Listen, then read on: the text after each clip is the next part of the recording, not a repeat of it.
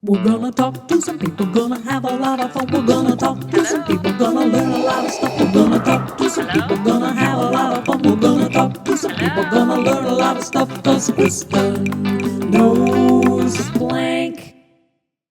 Well, hello. Welcome back to the Kristin Knows Blank podcast. I'm Kristin Key, and this week I'm doing something a little bit different. And for a very important reason. Before we dive into today's episode, I want to spotlight a recent Instagram post. I saw it on Instagram. It's all over social media. But it was posted by a good friend of mine, drag icon, activist, and all-around beacon of joy, Nina West. In this video, Nina West calls on all of us to take action against Ohio House Bill 245, the drag ban bill. It threatens to silence drag performers and restrict artistic expression. It's harmful. And if you don't know, Nina doesn't just entertain, but she educates, she uplifts, and she shows us how to turn glitter into grassroots power. So before we get to the episode today, computer lady, will you play that video that Nina West posted? Playing Nina West's social media clip. Hi, Ohio. My name is Nina West. Now, you might have seen that Ohio's drag ban bill is back at the State House. This is frustrating, and it makes me frankly angry. House Bill 249 creates new criminal offenses for drag performances outside of so-called adult cabaret locations. By using this incredibly vague language and specifically calling out performers who exhibit a gender identity that is different from their gender assigned at birth, this language and harmful legislation could effectively ban drag in Ohio. Drag is protected speech, just like any other art form, and HB 249 is an attack on our First Amendment rights to freely express ourselves. We've got to stand together, pull our voices together, and use them to defeat this bill. Go to acluohio.org/act and tell lawmakers drag is not a crime. Thank you. So if you're listening or watching right now and you'd like to do something to help Nina West's home state of Ohio, go to acluohio.org/act, acluohio.org/act, and tell lawmakers that drag is not a crime.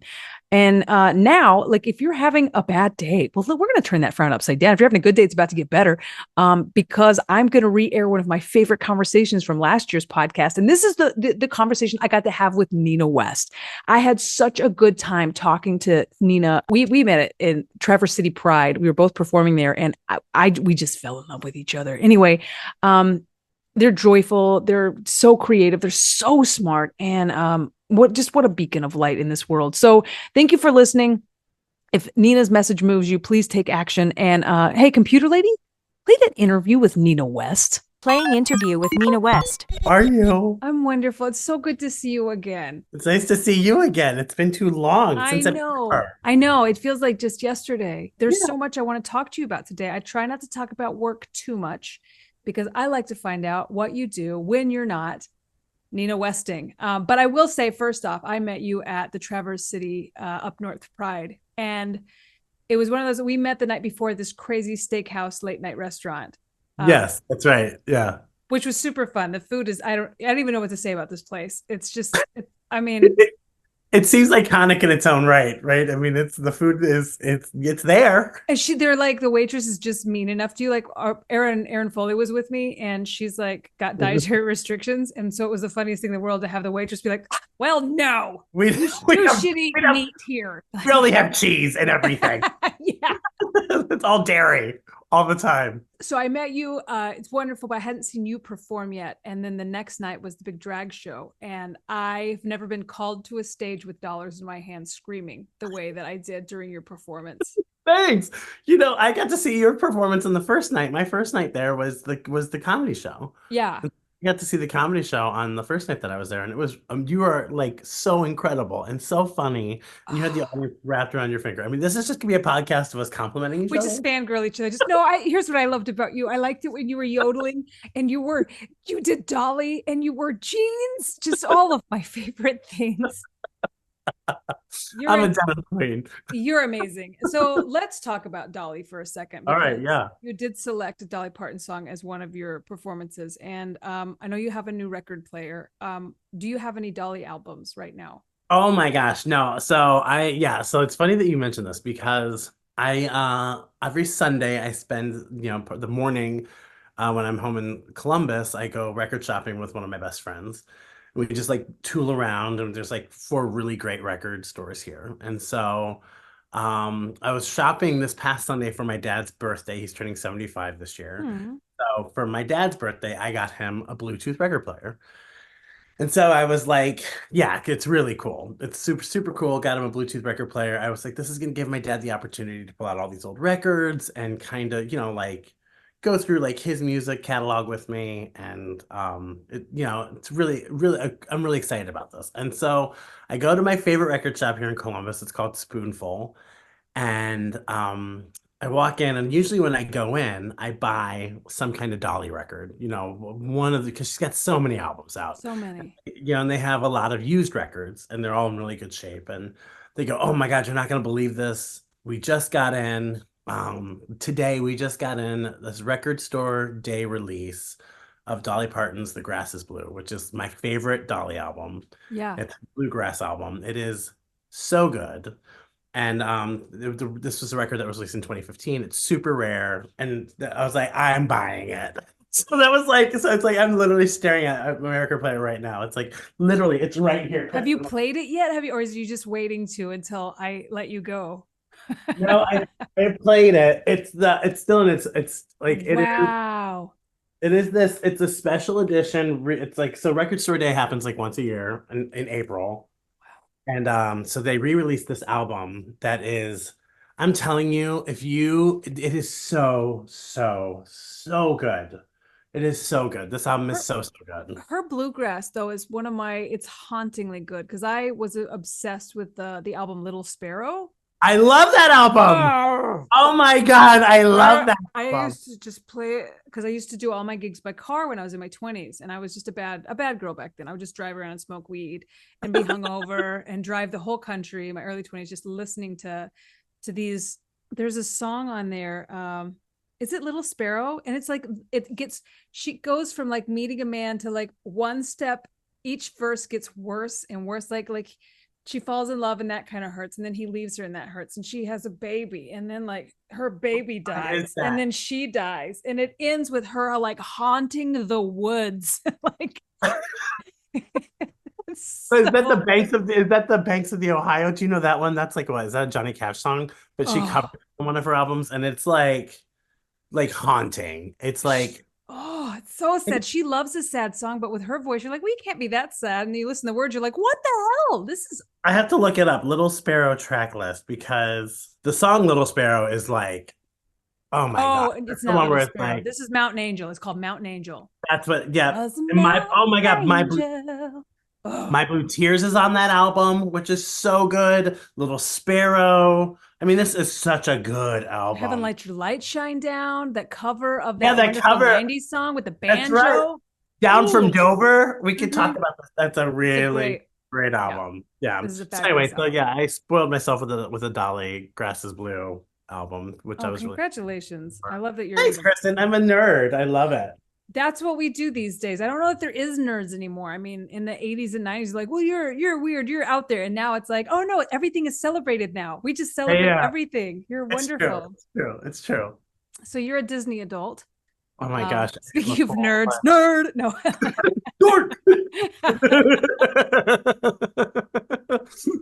But you're a Disney adult. You're self-proclaimed.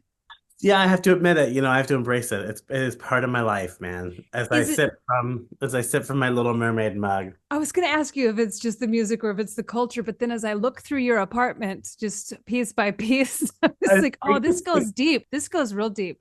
I love your mug. It's,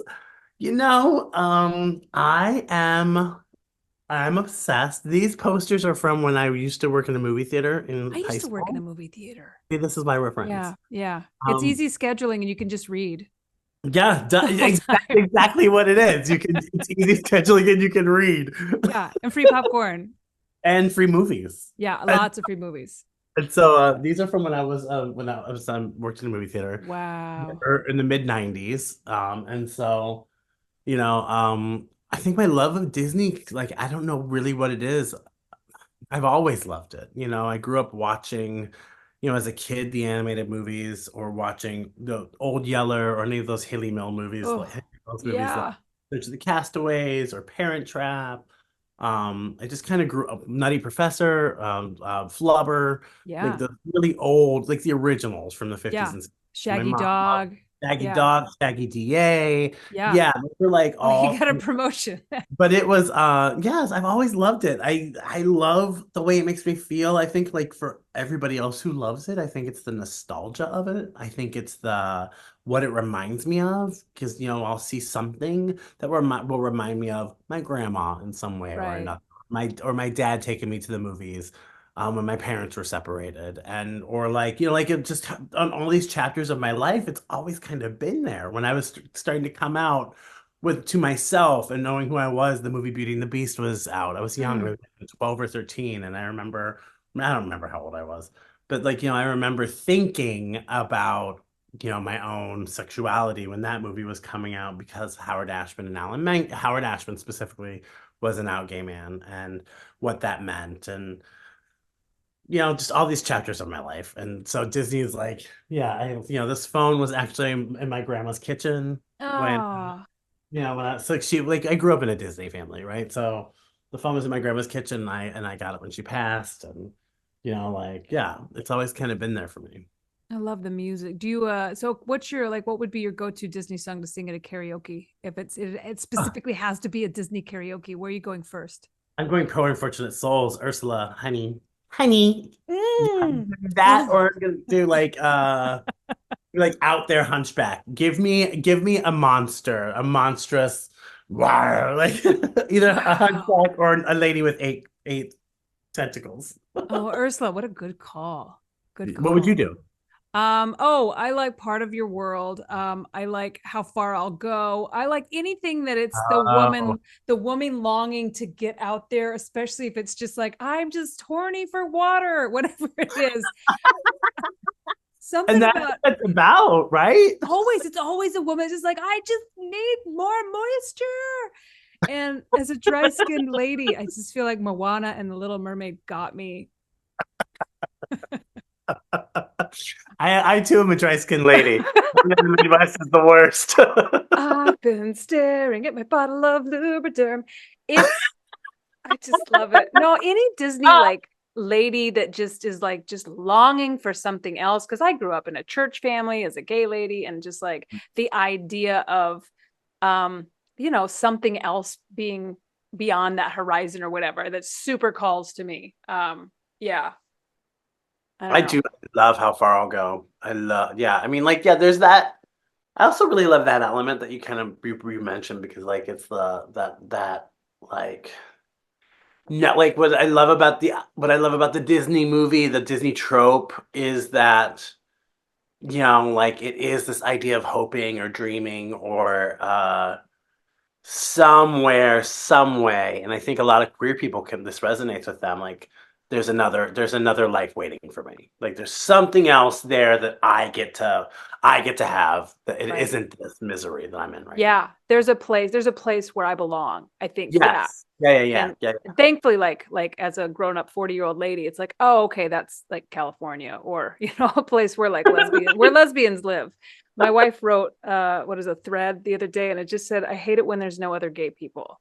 And I was like, that should be on a t-shirt, because I hate it when I'm somewhere and I'm the only gay person. Yes. And I just love it when there's tons of gay people. So now I'm I just want trying to to be make it to where, surrounded. yeah, yeah, yeah. I don't want to be the only gay person anymore, ever.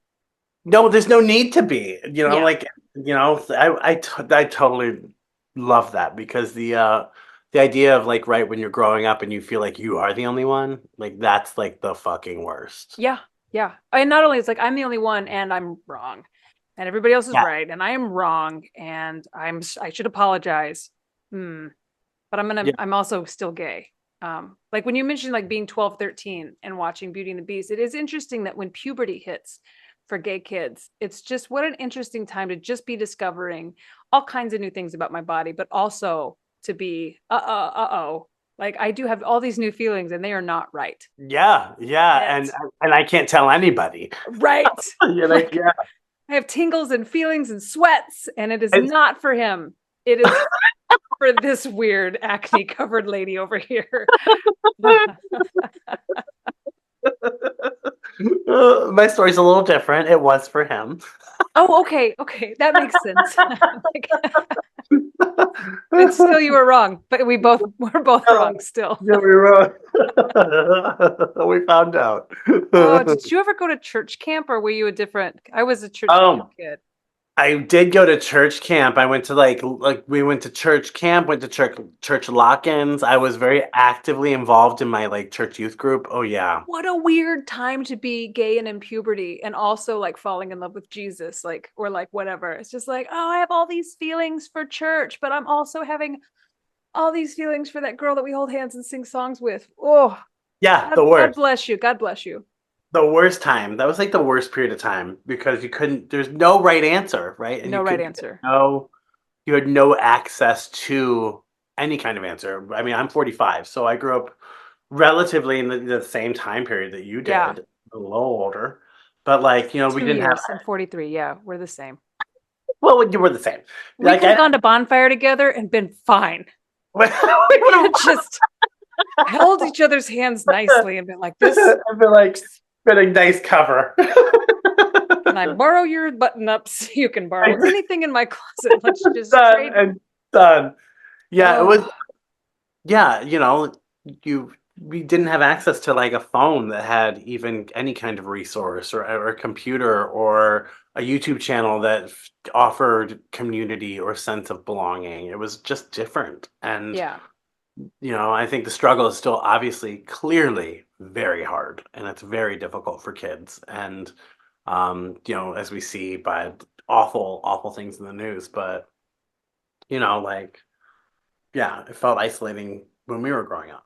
Yeah, I think it's why visibility is so like it's so important. Now that we've kind of found our path to like, I don't know, I think it's important to see out people. I think like we're gonna go to Taylor Swift for a moment because I know you're a Taylor Swift fan, but just the line, shame never made anyone less Less gay. I'm like, gay. yes, just putting that in a Shane never song. made anybody less gay. Yeah.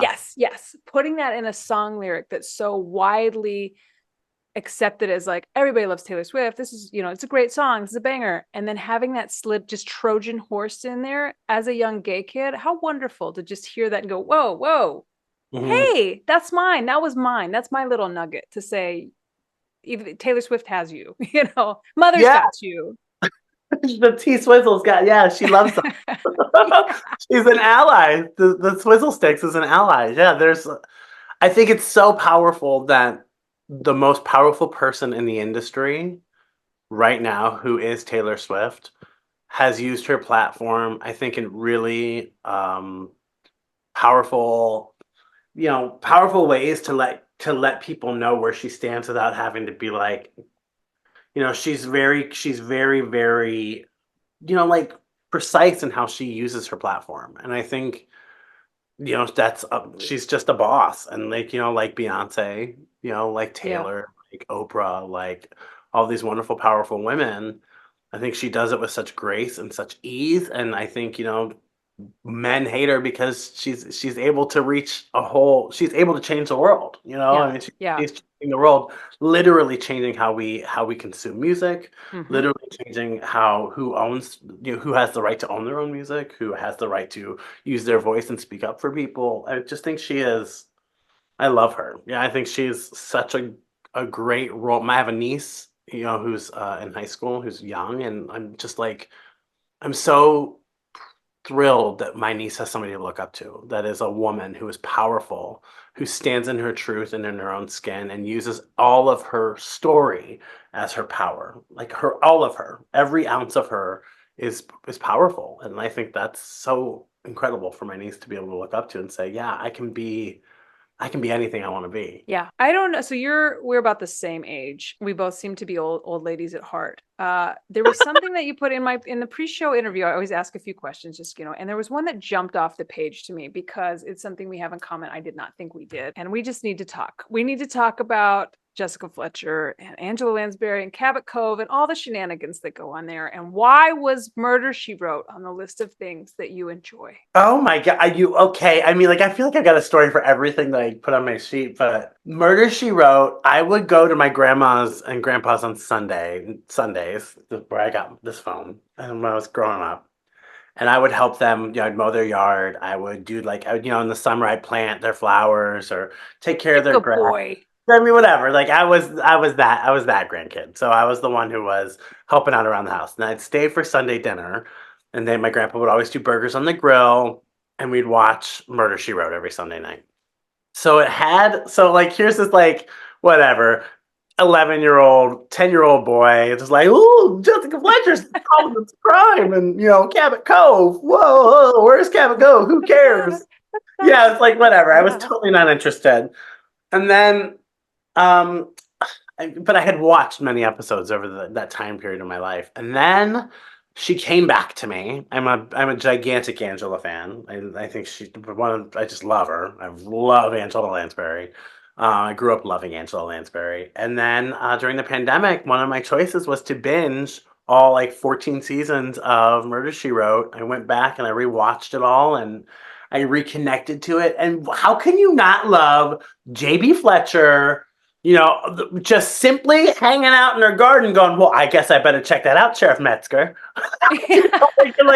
Or she shows up on the scene and she's like, well, it looks to me like that bottle wasn't sitting over there and there's poison in the hidden behind the whatever. I mean, it's so fun. It's so camp and it's so comforting. There's something about it to me that's so comforting.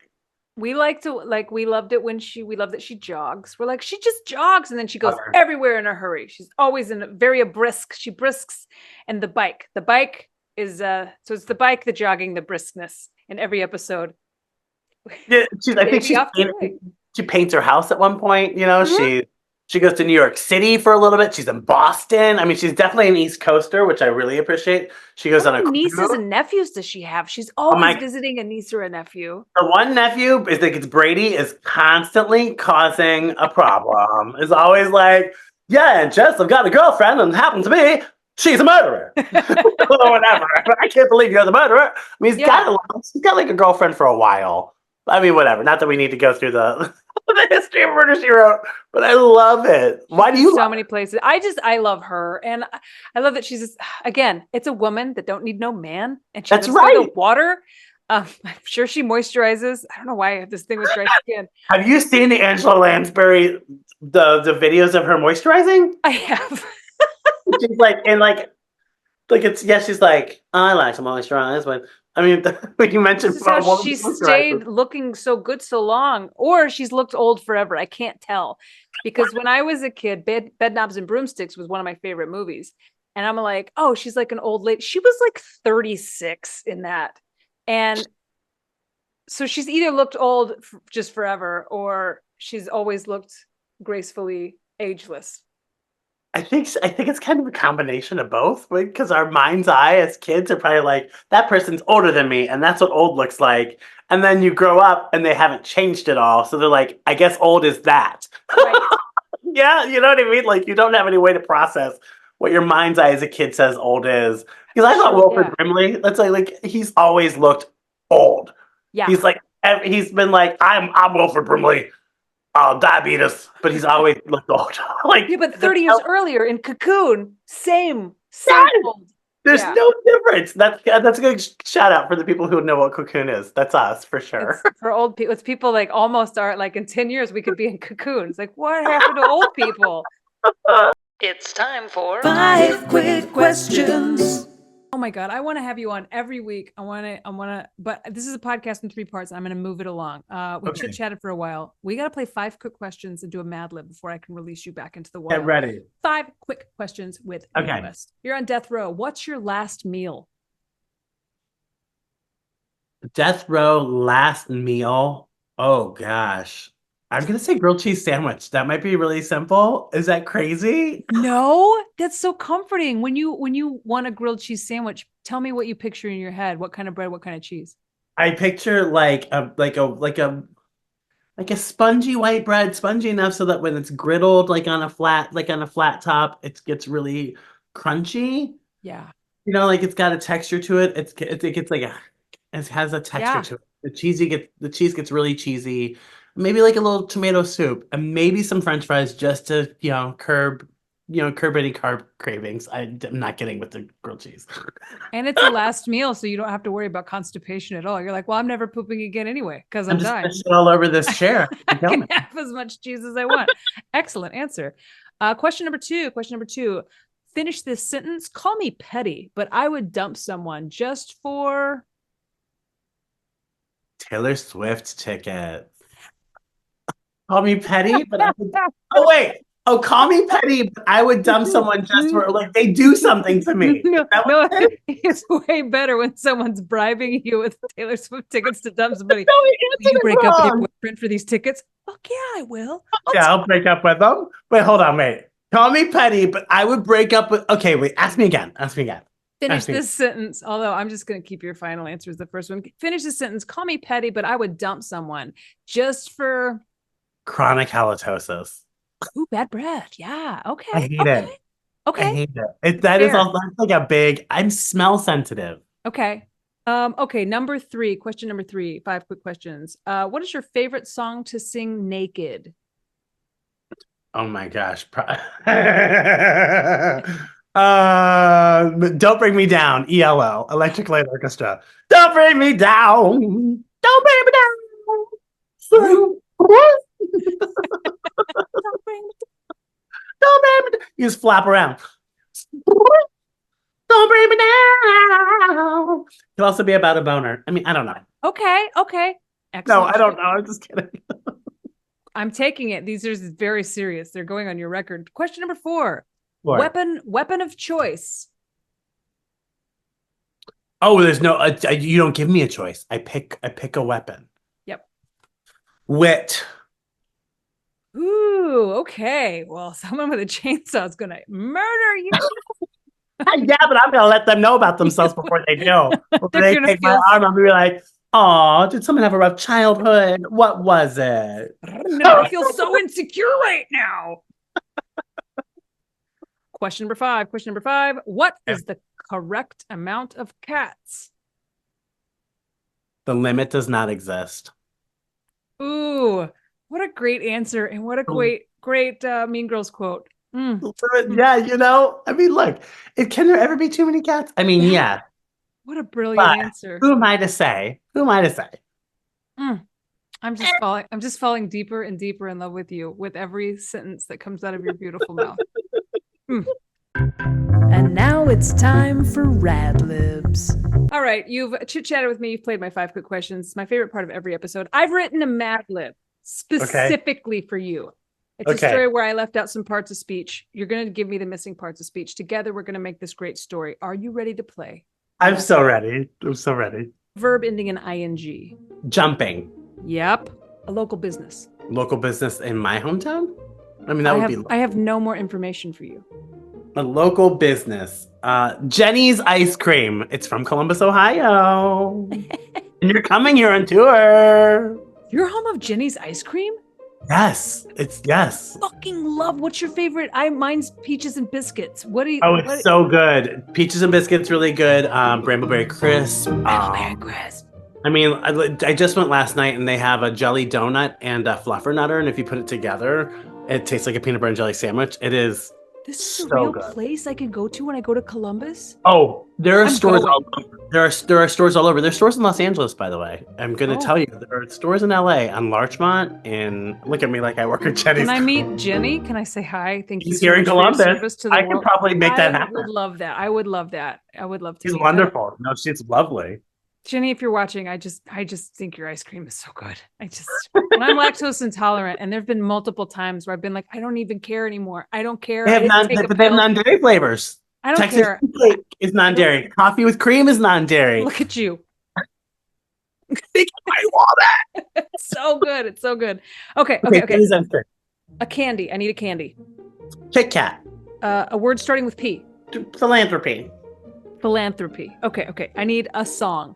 How about You need a song. Let's do Title. Taylor.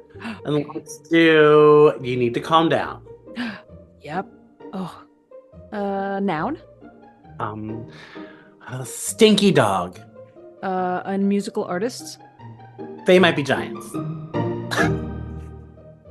What the hell? I don't know what they're doing. What did they sing? I'm trying to remember. They Might Be Giants sang, what did they sing? They sang Particle Man, Particle Man. Doing a thing. And things that a particle can. Like, this is from the 90s. Particle Man. I'm like, have you watched Beef? Oh, I've heard all. Yeah, I've heard, but I haven't seen it. It is so good, and every song, the people must be our age because every song used is from the 90s. It's like every single song. Find a reason to be. I mean, every single song. It's like a Tori Amos song. You have to watch Beef because it's basically a celebration of not only road rage but our growing up. Anyway, sorry. What don't we love more than road rage and 90s music? Let's see. Adjective. Adjective. How about cheeky? Ooh, great British word. Food. A food. Twinkie. Yeah. Great placement on that one. Another body part. Elbow. Yep. Profession or occupation. Taxidermist. Oh God, we didn't know that about them.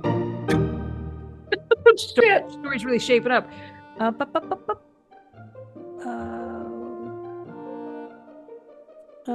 Question. A question. Any question? How many licks to the center of a Tootsie Roll Pop? An adjective. Slimy. Oh, that's right. That's exactly what goes there. A liquid. Goat's milk. Yep. A verb ending in ing. Sweating. Yep. A body part. Nose. We have a story, my friend. We have written Oh my God! I'm ready. You Can't did get it. ready. Okay. Murder, She Wrote. The case of the missing drag queen. No, it's so good. so My excited. gosh. Everybody in town was jumping with excitement the day after the annual Cabot Cove drag show. Every seat in that little Massachusetts Ginny's ice cream had been filled with cheering townsfolk who had come to see their favorite local drag queens, Kit Kat and Pinky Philanthropy. I think those both work. It's really good. I'm changing my drag name to Pinky Philanthropy. I dub thee Pinky Philanthropy. Well, thank you, Mother. Kit Kat had performed a rendition of You Need to Calm Down wearing a sequined underwear, but the showstopper came when Pinky Philanthropy was lowered onto the stage via crane, riding a stinky dog and singing They Might Be Giants. The night had been cheeky. However, by morning, word had spread that visiting drag queen Lady Twinkie had gone missing. The police couldn't make heads or elbows of it, so as usual, they called on Jessica Fletcher, a local author and amateur taxidermist. That makes sense. That makes sense. I don't know what goes on in her basement. I mean, that woman was doing everything. She could do it all. Jessica began her investigation by questioning the other drag queens, asking the usual question, how many licks does it take to get to the center of a Tootsie Roll? She then gathered clues from backstage at the show, a boa, and a pair of slimy tights soaked with goat's milk. After that, she'd seen enough. She jogged to the police station to see Sheriff Amos Tupper. Did you find the missing drag queen? Asked Amos. Not missing, just a costume change. Today, I believe she's wearing a police uniform, right, Amos?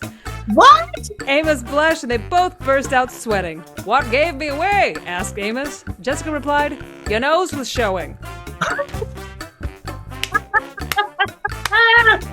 Amos Tupper is a queen. I knew it.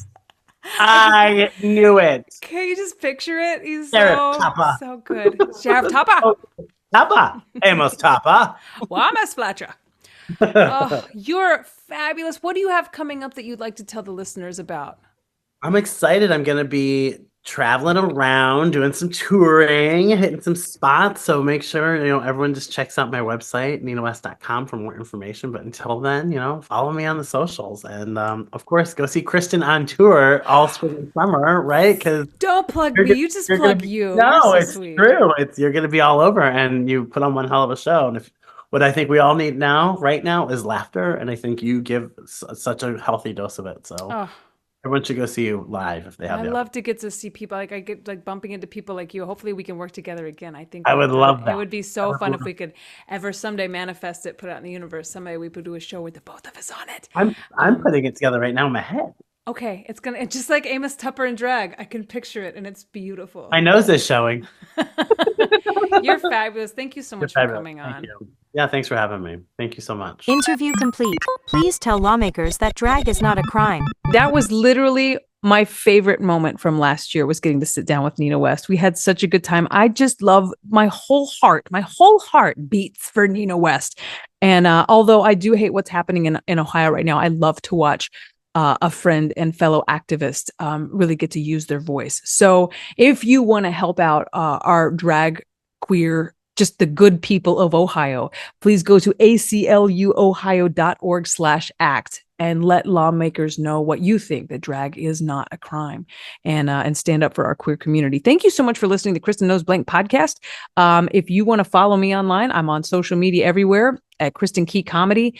You can go to my website, kristinkey.com. You can join the lesbian army via my Patreon, exclusive behind the scenes content, bonus footage, a VIP monthly newsletter, exclusive merch. And as always, I'll keep bringing you great guests. I'm going to keep making this podcast because I just love it so much. And so until next time, goodbye. We're gonna talk to some people, gonna have a lot of fun. We're gonna talk to some people, gonna learn a lot of stuff. We're gonna talk to some people, gonna have a lot of fun. We're gonna talk to some people, gonna learn a lot of stuff. 'Cause Kristin